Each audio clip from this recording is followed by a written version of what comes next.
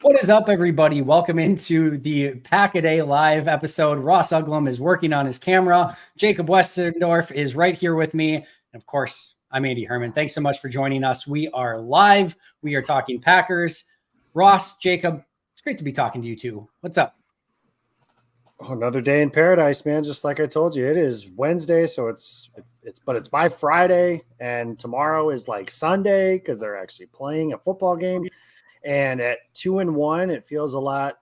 There's more excitement going into it since it's 2-1 versus 2-1 instead of like what easily could have been if the fourth quarter doesn't go like that and it's 1-2 coming off.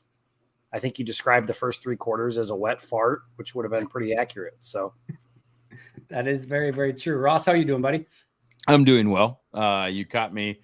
I finished another podcast of some ilk at 7:27, and so that's how we ended up making the dramatic entrance at 7:30. I love it. We are well aware of the dramatic Ross Uglem entrance, and we wouldn't have it any other way. So, yeah, this is awesome. It's really great to be talking to you guys as always. Ross, happy to have you back in the Packers game. I think mostly full-time or whatever it is. I don't know, but it's amazing to have you back in some capacity. What's that? Retirement didn't go super well. Predictably. Yeah. We knew it would at some point it would drag you back in. But it's great to be chatting with you with all things Packers again. Actually, Ross, I want to start off with you because you tweeted something out this week that I think was super appropriate. You used a baseball analogy with Jordan Love, and I think it's super appropriate. So I will just let you take the floor and run with that. Yeah. So I think a lot of folks like 300 as a batting average. I mean, this is, if you're not a baseball fan, a lot of this is going to sort of not be great for you, but 300 or like 290 used to be like, okay, that's a good hitter. Right. And I think that's fine. And a great player like Aaron Judge hits over 300 and that's awesome. But baseball teams have understood like more the value of like on base percentage plus slugging, OPS or OPS plus, or, more advanced numbers like that. And in the sense of like, hey, you know what? If you can hit 210, that's fine. If you can hit 40 bombs. And like right now, Jordan Love is hitting bombs. He is. I mean, he is knocking it out of the park. He's also striking out more than I would like, right? I mean, I would like to see, I said, if you could get that average up to 245, which most baseball fans, in fact, I got a lot of this on Twitter, would say 245, that's trash. Well, it's not really. It's not the way that modern baseball is played. 244 was actually the average in 2022. I think the league average is going to be a little higher this year for whatever reason, doesn't matter. But like, if you're a 250 hitter, you're pretty good. And especially if you're able to pop it over the fence. And that's sort of where I'd like to get Love to. I'd like to raise that floor a little bit. That's something Jacob Westendorf has talked about, if not online, certainly in our group chat. We're like, hey, if the floor was just a little higher, they'd really be cooking with gas, because, and I know this is going to sound blasphemous, the high-end stuff from Jordan Love is right there with Mahomes, Herbert. I don't care who, like the best. If you tell me like, hey, give me the best three throws from Jordan Love, Justin Herbert, and Patrick Mahomes, they're all going to kind of be the same this year, or they're all going to be as impressive. Now, if you're like, okay, give me the worst 10, Jordan Love's are going to be kind of like, certainly they're going to stick out, right? So that was my analogy, was like, hey, right now he's probably an average hitter, in the sense of, I bet his on base plus slugging is probably right there.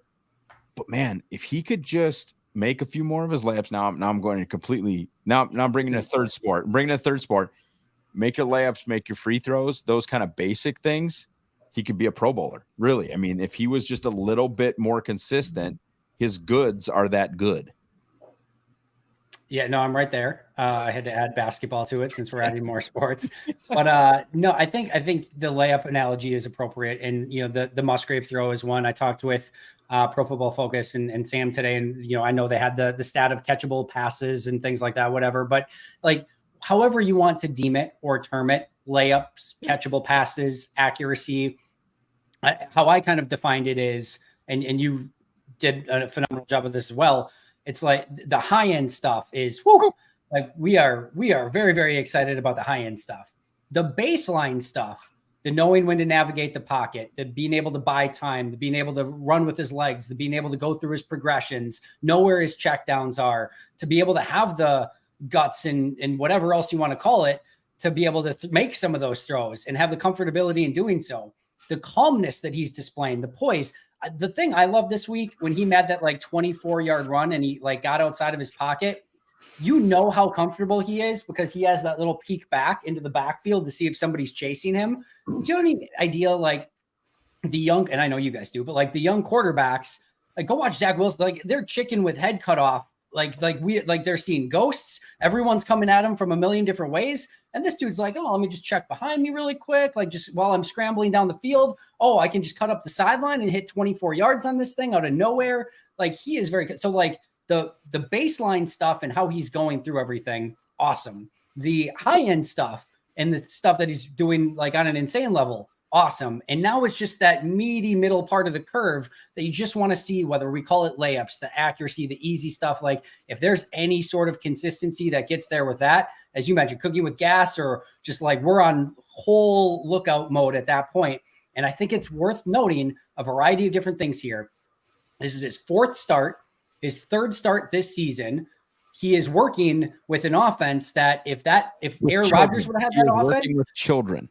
If Aaron Rodgers would have been like, well, they're not even going to give Aaron Rodgers anything. Like, look what he has to work with. And it's like, that's what Jordan Love as a first-time starting quarterback is working with. And Bakhtiari and Jenkins and Watson and Jones and all these guys being out. Like, I do think there is a higher level that this offense and Jordan Love will continue to get to. And Jacob, I want you to weigh in on this as well, obviously. But I'm very excited with where things are already. And like I said, I think there's going to be still a level to attain to there. Yeah, and I think that the other thing, and you kind of mentioned this in a roundabout way, but I think the from the intangibles standpoint, the stuff like that, the leadership, the poise in the pocket, the never give up, the never say die, like that kind of stuff. I think Jordan Love has everything you want in a quarterback from an intangible standpoint. Now, that might matter a lot. It might not matter a whole lot at all because, like, Tim Tebow was a guy who was praised for his intangibles, and he was not a good quarterback, and for a lot of reasons that have kind of been mentioned here just a little bit earlier. But then it's the tangible stuff that you see. You guys mentioned the rubber band arm lengths or the arm angles that he's throwing passes with late in the game. The two of his best passes on the season, and maybe even three, are slot fades that were incomplete. A play to Jaden Reed, which would have been a highlight throw if Reed just hangs onto the ball and kind of rolls through that. And the previous week, the slot fade to Dontavion Wicks, where, Ross talked about this again in a group chat where, like, if Love can also kind of figure out, okay, that guy over there is AJ Terrell and he's really good, but this guy over here is not good. And Aaron Rodgers was awesome at this. He'd find the worst player on your team and pick on him. Like, think about Tom Brady even too. Like the first half of the 2020 NFC Championship game. We're not going to talk about that. Channing and King. Like that was the only way that they kind of worked their way down the field. If Love can figure those things out too, I think he'll make some of these things easier on himself.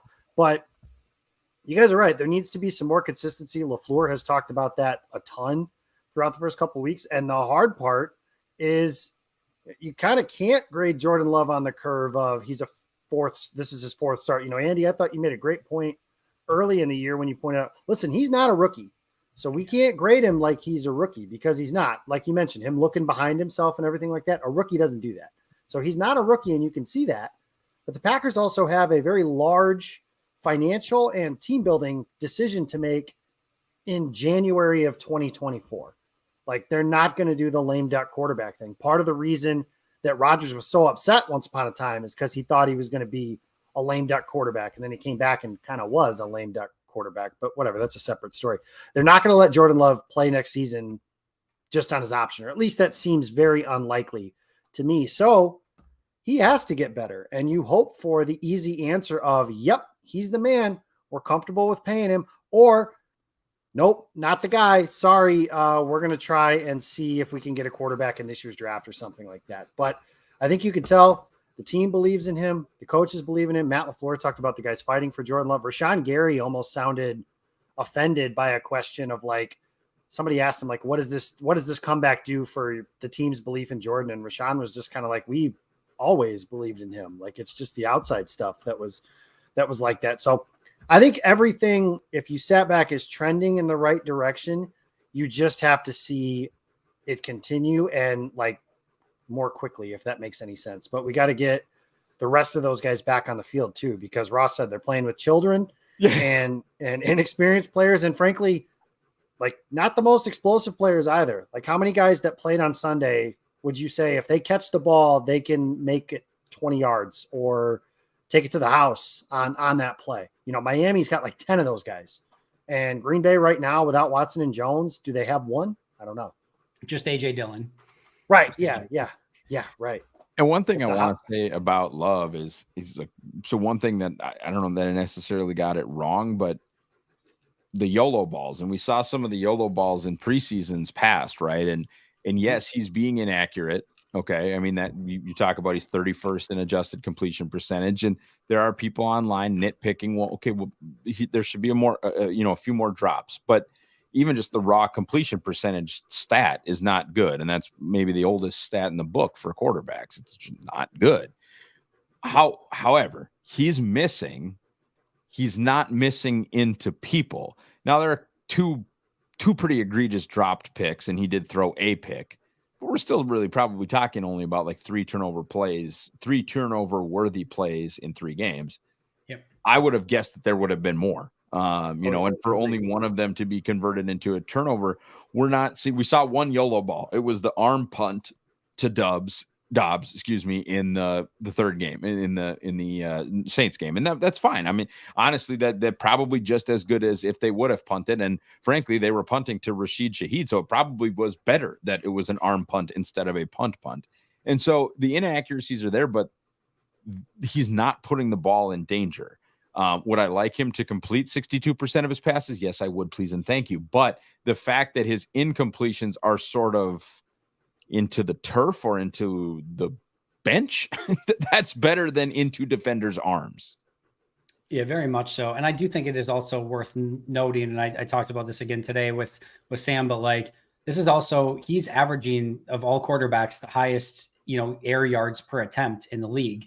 And the deeper you throw and the further you throw, like there is going to be more opportunity for inaccuracies. And we've mentioned it. He's playing with players that he hasn't played with consistently, and they're still getting that rhythm and timing down too. So I do think this is going to get better. I do think as the offensive lineman, Christian Watson, Aaron Jones, they hopefully develop a running game at some point in 2023. That would be nice as well.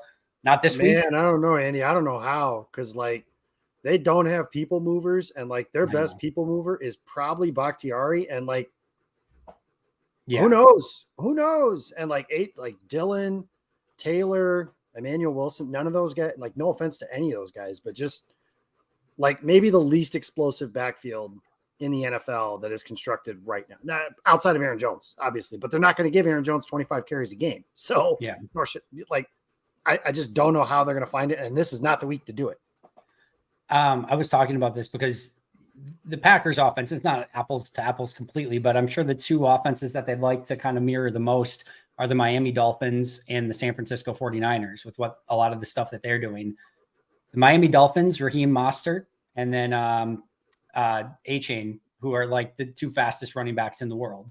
The 49ers, Christian McCaffrey, and then Elijah Mitchell, who's a 4.3 40 guy. Like they want speed in space and just the ability to have that playmaking ability. And Green Bay's got AJ Dillon and Patrick Taylor, and Emmanuel Wilson's probably the most dynamic of those 3 backs, which tells you kind of all you need to know. So again, outside of Aaron Jones, clearly. So I'm almost surprised this is not like here, there. And I know he was hurt, and I forget which practice squad that he's on right now, but like just knowing how fast Tyler Goodson was, I'm sort of surprised that teams have not seen what Miami's doing and at least like considered picking him up and bringing him on an active roster, but I digress. That's another story for another day. We have 3 super chats I need to get to in just a second, but before I get, so there was to both of those, or all 3 of those, there was one that I wanted to get to here because I think it's an interesting question. And one of you, I forget already, sorry, brought it up of like, they're going to have to make a decision on a long-term deal for Jordan Love. And I think this is a really interesting conversation to have. So as you mentioned, he's under contract this year. He's under contract next year. And then he's an unrestricted free agent after that. And Henry's question here is there a stat that tells us whether or not a player is him? I don't think there's a specific stat. Maybe you guys will disagree. I think part of it's when part of it's an eye test, part of it's a feel, part of it's just really good quarterback play. like we saw in the fourth quarter this past week at times, but didn't see it through the entirety of the game.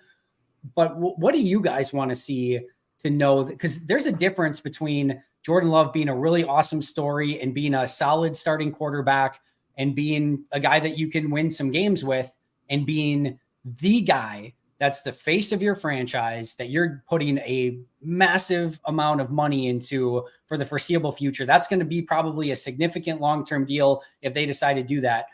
The question is he already there? Is that decision, do you feel like that decision's made? He's the face of the franchise.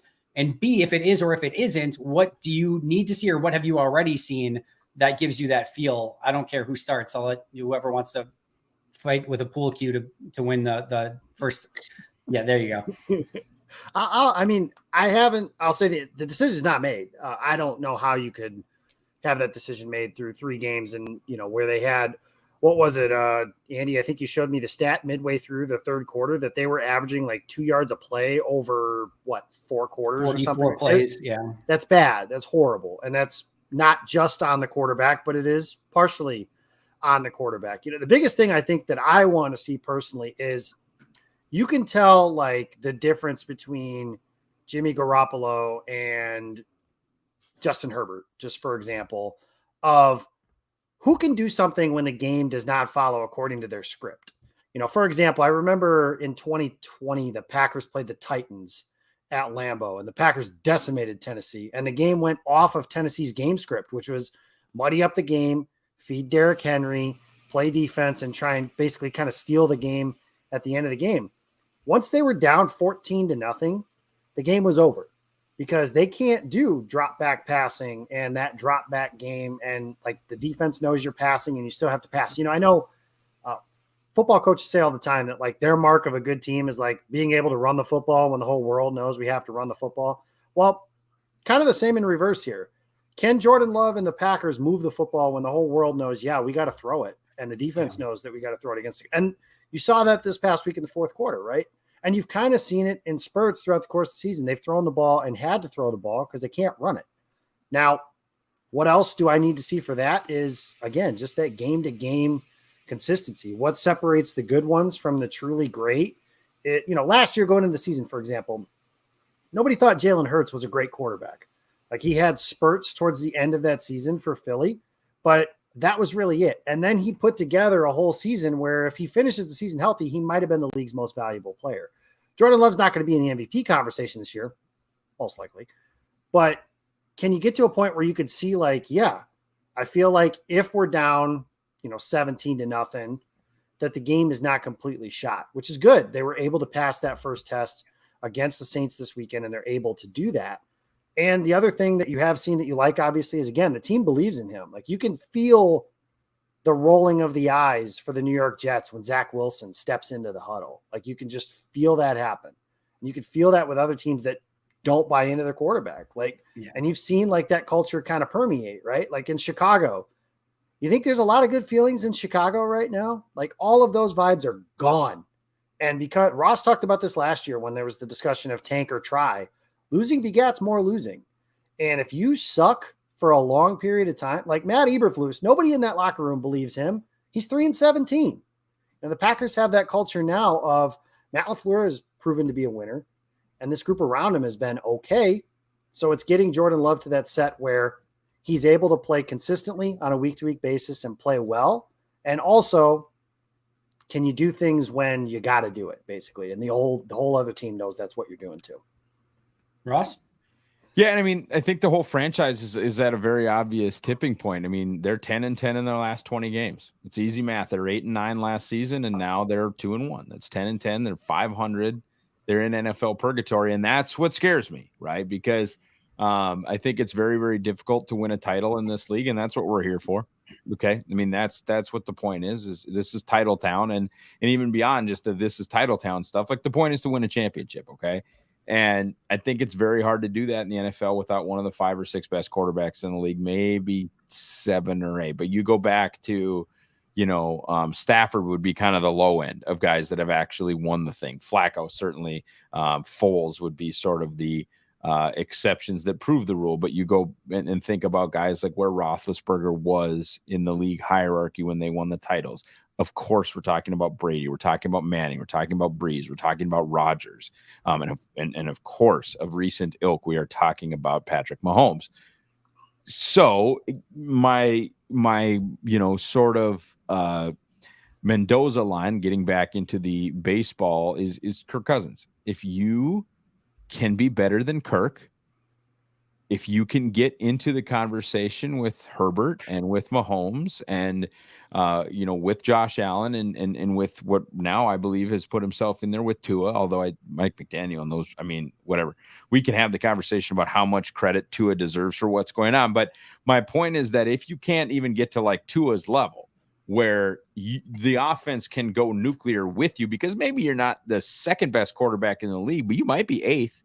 And if we have a really good scheme around you and really good players around you, we're all fine with that. If you sort of hover in Kirk Cousins land and everyone's like, he's a top 10 QB, until you start naming QBs and you realize he's 13th, which is, I think, like the perpetual Kirk Cousins conversation. Can you win games? Yeah, you can win games. Can you win 12 games? Shoot, the Vikings just did it. You can do all sorts of stuff like that. But when it gets down to it, it's the Kirk, like also the Jimmy G thing. Like you can get there. The Goff thing, you can get there. You're probably not going to win because the other guy on the other side is probably going to get it done. And that's like my fear, right? Is I need to see from Jordan Love that he can be that guy at the top. Not necessarily the top where Rodgers was. And by the way, it doesn't guarantee anything. Packers have one title with him and one title with Favre. But I need to know that you can get there. And so I need to know that you can be one of the best 5 or 6, or I'm going to want to move on. And I know not everybody agrees with that. But me personally, I would want to move on if I can't see that you can be. Now, the you can be conversation, especially for me, like in the last 4 years, has evolved because I shut the door on Josh Allen, and I didn't like Josh Allen coming out. So that has a lot to do with it. But Josh Allen and Jalen Hurts have sort of broken the way that I think about quarterbacks a little bit, specifically the old adage of like guys don't get more accurate. Usually they don't. Like inaccurate college quarterbacks in the past have generally been inaccurate pro quarterbacks. Especially since the windows get smaller. You watch the QB school, you talk about JT O'Sullivan, and he's always talking about if a guy's really open, like, wow, that's college open. Look at how open this is. But then he'll see like smaller windows and be like, hey, in the NFL, that's open. So it is tougher for inaccurate college quarterbacks to become more accurate. With that said, Jalen Hurts and Josh Allen have completely changed like how willing I should be to wait on a guy. Yes, this is year 4 with Jordan Love, but it's start 5, so I don't know. I'm certainly not ready to make any decisions. I guess I'll put you that way. And that was sort of and is sort of the trouble, right? With the let them sit 3 years deal. And I'm getting long-winded now, and I understand that, but that was sort of the issue with Rodgers, right? Is they nailed it. They did that severely underpaid extension during his first year as a starter, and they nailed it. Great job all around. Now it's like, okay, you're going to have to do that with Love, maybe, because you can't see year 2 of the progression without having already made a decision. And it's a tough spot for them to be in. And if they nail it, they nail it. And if they don't, it would not surprise me in the slightest if we saw an extension. I think he's going to get an extension. I don't think they're going to try to replace it. I think, and again, we're still very early, but I think they're going to continue on with Jordan would be my guess. And I agree with that, actually. I was more talking about what I would do. I think for sure they're going to commit to him. 1,000,000%. think they're going to commit to him. Yeah, I think they've probably already seen enough that they're going to start looking to maybe even start having those conversations. I think they probably ideally like to see a handful more games of just high end play. But yeah, but if you do it now, same thing with like everybody. Like people have kind of talked junk about. Is it David Dunn? Is that he and Rodgers' agent? I think it might be same agency. I don't think Dunn is actually 12 or Jordan's agent, but same at any deal. rate, like people have sort of talked junk about that extension, the 1-year extension. Like that was maybe not a great deal for Jordan Love. And right now, like right now, you have the leverage in a small sense, and like that number right now could be lower. And the guarantees that you have to come with are probably lower. If he turns it on, like, so let's say Christian comes back and the offense, people and people know I'm a giant Christian Watson bobo, like that, whatever. I'll cop to that. But if you just look at the numbers last year with Rodgers of the offense's production with Watson available, the offense's production without Watson available, and Rodgers' production sort of flows with that. Let's say Jordan Love has like a Pro Bowl, not even all pro, but let's say he just has a Pro Bowl level month. And this Lions D was not great last year. They've been better this year, but they're not great. Then you have another not great team in the Raiders. Then you have another not great team with the Broncos. I haven't looked past. It's Minnesota after that, so make your Vikings joke. But they stink on ice too. So like if you could have a really good 4-week stretch here from Jordan Love, and then those agents come to the negotiating table and it's like, no, then the number's more like 25 per, or the number's more like 30 per. And we're looking at more like 50% guaranteed instead of 40 and those kind of things. So if you could get it done now, your gamble might be smaller, but it's all still a gamble. It is. It's going to be really interesting to see how it all plays out. I mean, obviously, just from like stuff for the nerds. It really is. I mean, and just too, like, not even just for the nerds, but like just every week with Jordan Love feels like you're unwrapping another piece of the puzzle. Like you're just, it's like, it's almost like those pictures where you're like, there's a whole picture there, but you only get like one piece of it revealed at a time. And you don't know what it's going to be until like you finally start revealing more of those. Like every week right now feels like you're revealing one more piece of like what's behind the Jordan Love puzzle. And it's fascinating. And you see some of the really high end stuff. You see some of the stuff you wish was a little bit cleaner. And you're just like, we don't know exactly what to make of this because it's been 3 starts this year, but every little piece gives us a little bit more information. And it's just so fun to see in real time. All right, we got some super chats to get through here, which are amazing. Thank you so much, everyone. So Tim says, which of the skill players do you think are helped the most by Watson's return in terms of his ability to stretch the field, create more space, etc.? He said Watson, so I have to go. Yeah, I was going to say, that's how that works. I feel like this is your realm, Ross. I think it's a huge deal for the guys that you're not going to ask to run deep a ton, right? It's a big deal for the backs. You're going to get more split safety stuff. You're going to get safeties. Maybe instead of lining up at 9 yards, they're at 12. Maybe instead of 11, they're at 14. those kinds of things. But also the Wickses and the Dubbses and the Reeds. Although Reed does have some vertical speed. I tell you, I was sort of just fantasizing about Davante Adams and like what Musgrave and Watson would do for Davante Adams is truly silly. I mean, the room with which he would have to work is anyway. That's a completely. But it's the underneath guys. It's your Romeo Dubs is probably now going to be able to find little holes in zone coverage instead of having to beat the opponent's number one corner. Wicks is going to have room to work some of his shifty release Devontae Light type stuff. And frankly, it might open some stuff up for Musgrave. It might. I mean, you might see, because, man, there's some stuff when Luke goes vertical and it literally takes 3 guys because the Mike backer will go, but the safeties freak out too. So like it's him, Watson and Musgrave on the field, especially you start getting into the all 22 stuff the next day and seeing that wide angle, guys, it's going to be fun. And everybody knows how I feel about Christian, but Watson and Musgrave on the field at the same time for the next decade, if they can figure that out contractually, is going to be real good. And this is you bring up the Musgrave thing. We've seen it now. I believe it was family night. I think it was Christian Watson that caught the touchdown on family night where Musgrave goes right up the seam. Yes. The 2 safeties go middle of the field. Watson's one-on-one on the outside.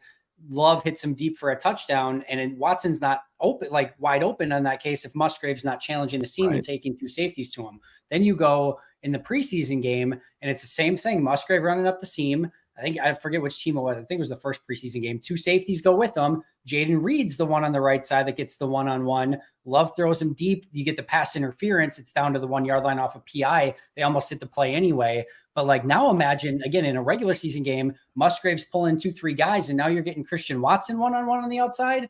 like sign me the heck up. And I you am. can, and you can run dagger where it's like an 18-yard in, and you can have that it cleared out, and then you run an in breaker behind into wide open spaces. There's a lot of fun stuff you can do. There's a lot of, or you have Watson, you can do the sail concept where Watson runs vertical on the outside, and then Musgrave kind of runs a deeper pattern where he used to be. Like lots of fun, lots and lots of fun. This offense has been playing literally with like a full hand behind its back over the past 2.5 weeks, if not really 3 because of Watson. And if they all of a sudden start getting that stuff, like very, very excited. All right, I'm going to answer this one really quick. Tyler, thanks so much for this. Injuries across the NFL seem to be up compared to 20 years ago. Is the new CBA to blame? Do you think, or are guys are in most in shape as ever, but hurt more? So my quick 2 cents on this: everyone's faster, stronger, more physical. And when you have the freakiest, like everyone's got like a 10 RAS, like every single time now. And like you have the freakiest of the freak athletes, you're going to be more prone to a guy pulling something or tearing something or whatever the case may be. We're also seeing some of the turf field concerns that are growing concerns, whether you believe in it or not, whatever the case. Not a doctor, not a scientist, not going to pretend to be either, but I know those studies are out there. I think the other thing is not just the freakiest of the freak athletes that are pulling stuff and whatever, you're also colliding at 1,000,000 miles per hour and it's faster. I think part of the CBA, you don't get quite as much practice time. I think with teams not wanting to do as much live tackling, I do think there was a part of it where the live tackling and the practice setting, and you're doing it so constantly that you start to build up a little bit more of a, not an immunity, but like you do start to get used to it a little bit more. But I don't know. I think it's a mix of a little bit of everything. But if anyone wants to chime in, if you have a different theory, by all means, go for it. I'm with you. Bigger, and I remember the stats used to be like it was the equivalent of a 35-mile-an-hour car crash or whatever. Well, now these players are stronger and faster and quicker and heavier and everything than they were before. So those numbers have probably risen too. I mean, these athletes are bigger, stronger. What did freaking Van Ness run? Was he a 4? Like he was a 4.5, 4.6, 40 guy, and he's 270. I mean, like in 1983, people would have had absolutely no idea what to do with Lucas Van Ness. None. No. He probably would have played like offense, defense, special teams, kicker. Taylor. Like that's blasphemous, probably. But seriously, like they would have had no idea what to do with him. Yeah. So yeah, it's bigger, faster, stronger. I think we're all on the same page there.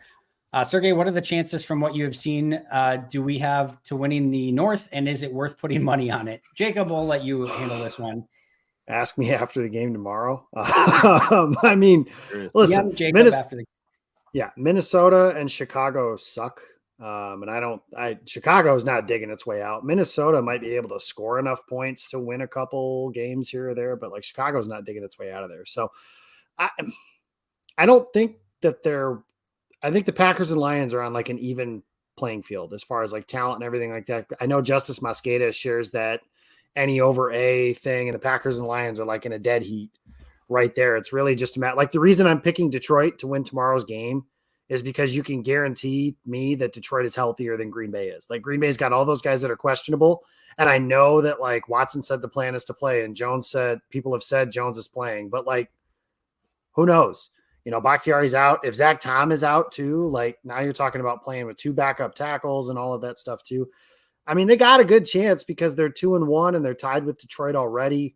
The Lions play, in theory, a harder schedule because they play a second-place schedule as opposed to Green Bay's third-place schedule. It's just the ups and downs. We've all said it a million times, and I feel like a lot of us are forgetting it. But, we talked about getting growing pains and riding the roller coaster of this season. And now it's like, oh, man, could they be 5-1 at the end of October? Like, sure, they could, but that's like probably not going to happen. They're going to lose one of those games, and you're going to be like, what the hell? How did they lose that game? Like, because they're young and stupid. That's just the nature of this team. I've said all year, like they're going to lose to like, probably not the Bears, but they're going to lose some like terrible game at some point this year. And it's going to be so ugly. And then they're going to beat like, probably not the Chiefs, but like, they're going to beat like something crazy. And you're going to be like, what is going on? And I think that's going to be what it's. And I've used this stat over and over. So I'm sorry for everyone that's heard it 1,000 times, but like plus 30 in the first 7 quarters, minus 30 in the next 4 quarters, plus 18 in the last quarter. Like, just your typical crazy ass roller coaster that's probably going to continue to happen more often than not with this team. But I do think if they can actually get healthy at some point, I think that will level a little bit, or at least the valleys won't be as low, but it's going to be a little bit of a roller coaster the rest of this year would be my guess. Rob, thanks for the chat. Not sure exactly what to do with this, but Clark, Douglas, Savage, thumbs up. Preston and Campbell, thumbs down. Here's what I would say. I do think Clark, Douglas, and Savage are playing good football so far this year. I don't think Preston and Campbell are playing bad football. Just probably not quite up to the contract, not quite up to, and I don't think we're ever going to see Devondre Campbell first team All-Pro version again, but probably not to those levels that we've maybe seen them play in the past. But we're not talking about, both of them going out and putting Don Barclay performances out there either. So they're fine, just maybe not to the level of their contract. Any thoughts on that, fellas? Yeah, the name Don Barclay made me nauseous. So thank you for Sorry. that. It's okay. No, I think you're right. I think Savage is the one that is kind of I don't know that it's under the radar, but I feel like it's kind of forgotten about because he biffed the interception in Atlanta that turned into a touchdown. Like if he makes that play, Green Bay wins that game kind of thing. Same with Quay, same with Jair. That's like a game of missed opportunities. But I feel like, considering when you sat down before the season started and started ranking players on the team, you probably thought Savage was their 10th best starter out of 11. And the only reason he wasn't 11th is because Rudy Ford is next to him. So I think Savage has played well. Matt LaFleur has brought him up twice in 3 weeks in terms of like leadership stuff too, it's interesting.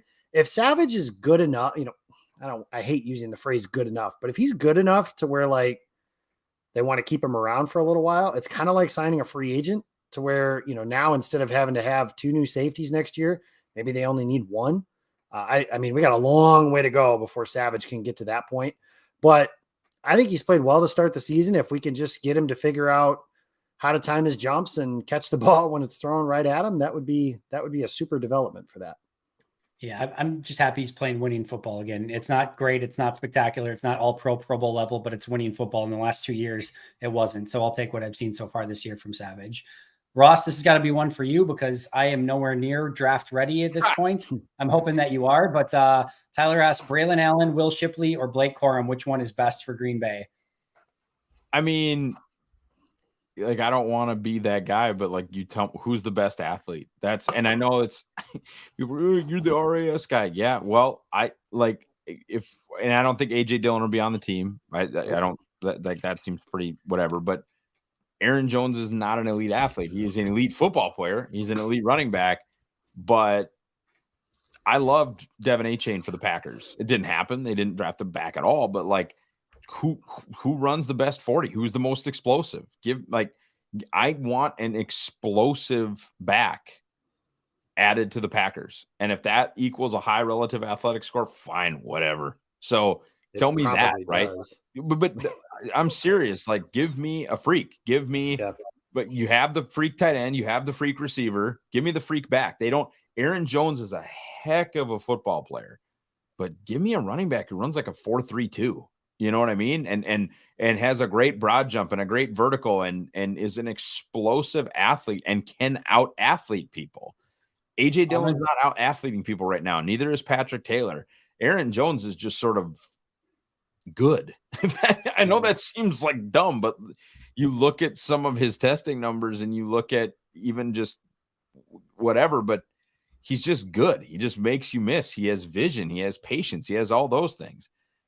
I would love all those things in their next back, but I just want a guy that can run faster than the other guy. And I hope they don't do the Thunder Lightning. I think I said last night, I think Thunder and Lightning is players as possible. Yeah, I think Thunder and Lightning is dead. Like, how many?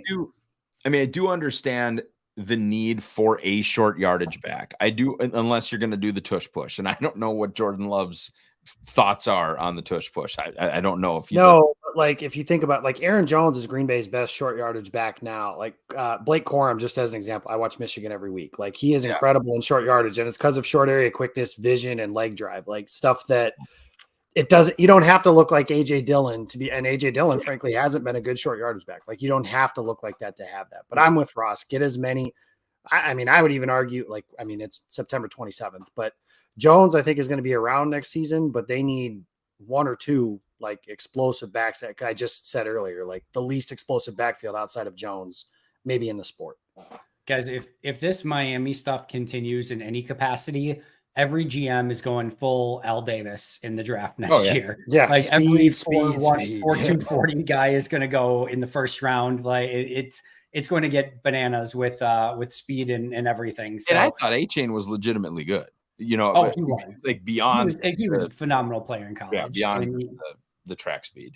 Totally agreed. Yeah, they got a great pick there, and he's going to be a ton of fun. And that like every time when the draft is done, there's certain players that you just go like, that just makes a ton of sense, and you like love the scheme fit for the player fit, and you're just like, A-Chain in Miami in that offense is just chef kiss. Perfect. And you love to see those sort of things. All right, some quick ones here. Matthew, thank you so much. Good evening. Andy from England, UK. I hope you're well. Is Josh Nijman set to be a right tackle tomorrow? I'm nervous but excited for tomorrow. Nervous but excited as well. And that's all up to Zach Tom. If Zach Tom's ready to go, Zach Tom will be your starting right tackle with Rashid at left. If Zach Tom is not ready to go, that will be Josh Nijman at right with Rashid at left. So that is going to be that. And I think that is going to be a huge factor in this game. As always, the hour and a half before kickoff is a huge portion of the game as well, and seeing who's actually active and who is not. And I'm not super pumped about having to go up against Aiden Hutchinson if they don't have Bakhtiari and Tom. We already know that they will not have Bakhtiari. We just don't know about Zach Tom yet. So you still love the depth. You love that they have a Rashid Walker and a Josh Nijman to go in that game if needed, but it still is quite a big difference from especially the way Tom has been playing and especially the way Bakhtiari looked in week 1. All right. Sergey, super, super kind of you. My favorite Packers YouTuber. I actually paid Sergey $30 to do the $20. I'm just kidding. He's amazing. Always so in depth. Enjoy a beer on me. I will absolutely do so. In fact, I think I will enjoy a case of beer on you for that. So thank you very much, Sergey. Preston, Andy, when I'm not broken through school, I'll buy your Hall of Fame membership. Thank you, my friend. You're the undisputed go to Packer Con. See, I'm telling you guys, I've been paying out people to say nice why things. am I here listening to this? I know. I'm sorry, guys. This is painful for everyone. No, I appreciate it, Preston. Thanks a ton. Brian, any idea when Stokes comes back? I don't think we have any feel for that yet, unless you guys have heard anything. I think he's eligible after this game, right? But that doesn't guarantee any. I mean, I would imagine if they'll like open his window and let him practice, and after I would be surprised if it's before November. Just because he didn't practice during camp at all, right? Like he was on the pup the whole time. Here's the interesting thing too. I tweeted this out the other day, but after this game, you've got one game in like 24 days, something just bananas because you've got all the time off Monday Night Football and then a bye week after that. So it's literally like one game in 24 days. I'm wondering if they maybe don't open the window until those like 24 days are up and then open it up. Just to give him because you're probably not going to play him on that Monday Night Football game anyway, right? So I guess if you want him to start practicing or whatever, and he's fully ready, then by all means. But I wonder if they don't start opening that window and maybe just give him that 3 weeks anyway to just kind of keep working on things. But we'll see. But yeah, I don't think we have a great feel yet for where he's at. And as you mentioned, we'll see if they open that window when he's actually eligible. All right, guys, we got to get out of here soon. Really quick, just before we exit, thoughts on the updated Packers injury report. Ross, I'll start with you.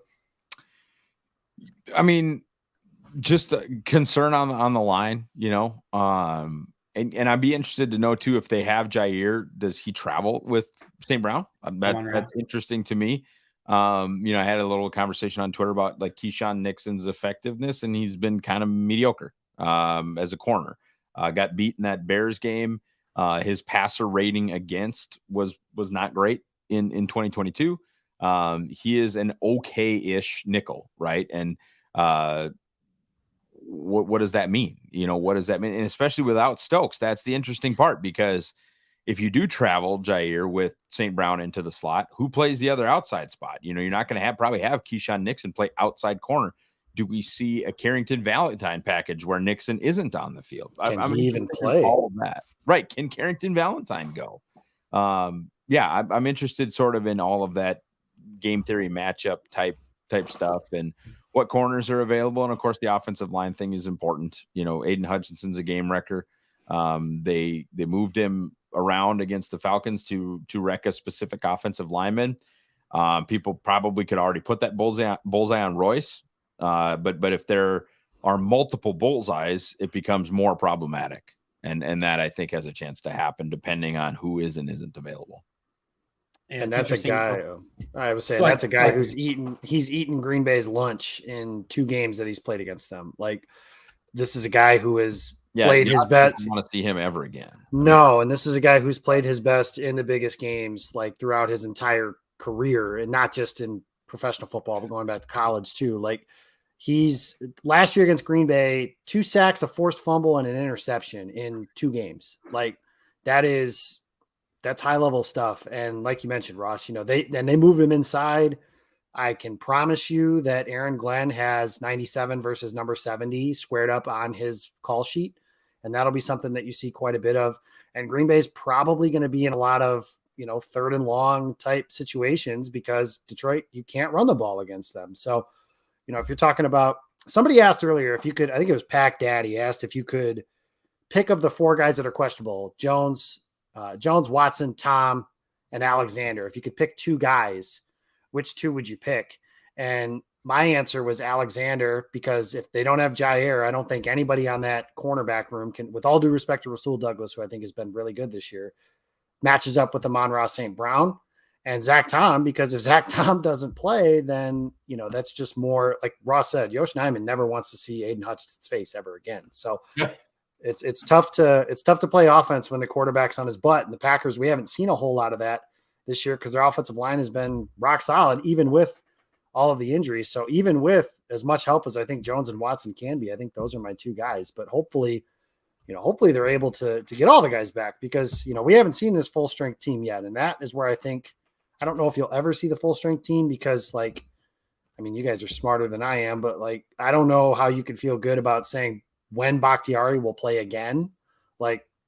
Who the hell knows? I don't even think Bakhtiari and the Packers know, and they're not going to give us an answer on anything like that, obviously. But I'd like to see the full strength team, but I think those are my 2 guys.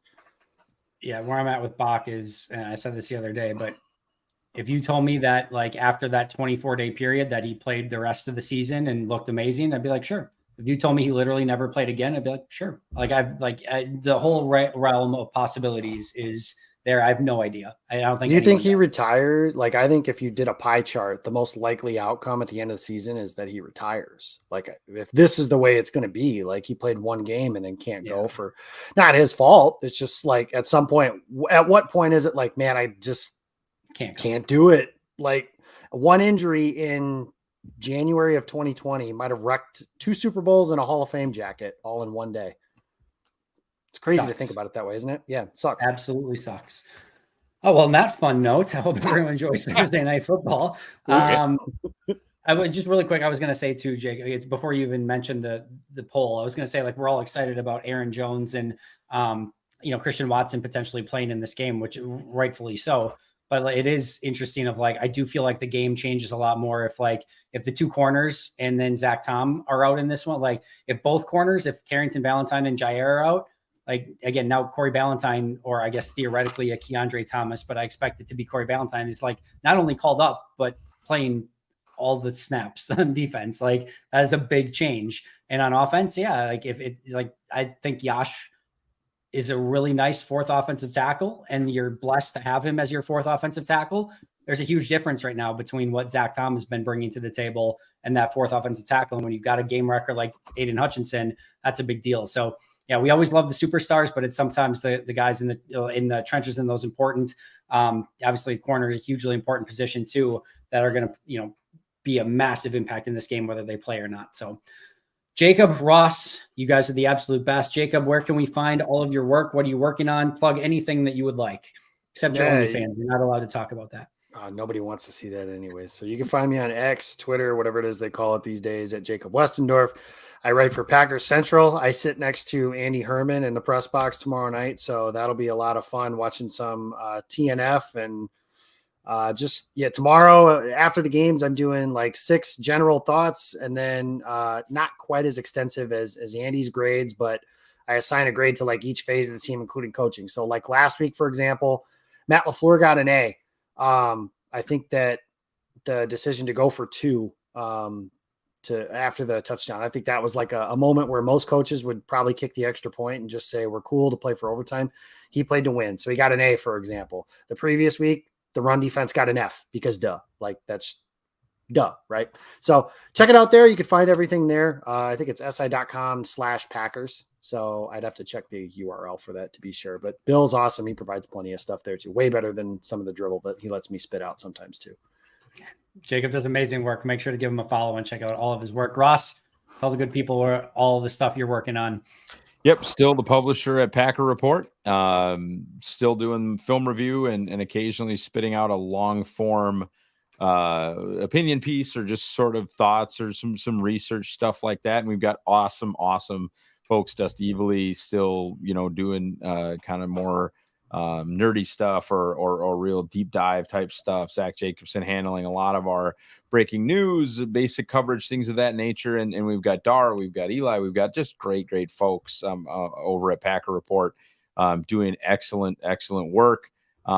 I actually am, for about the first time in 5 or 6 years, I would guess, going to miss a Packers game as it happened. Coaching ball this fall, go Grovers.